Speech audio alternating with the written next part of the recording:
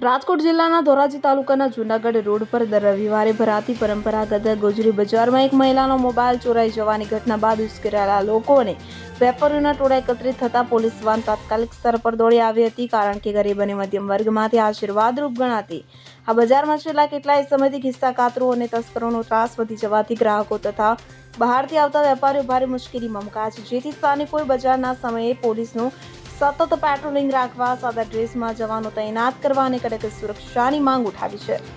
Alpesh Trivedi, CN24 news, Dhoraji. હવે જુઓ દેશ દુનિયાની તમામ ખબરો તમારી આંગળીના ટેરવે. ઉઠાવો મોબાઈલ અને Google Play Store પરથી ડાઉનલોડ કરો અમારી CN24 ન્યૂઝ મોબાઈલ એપ.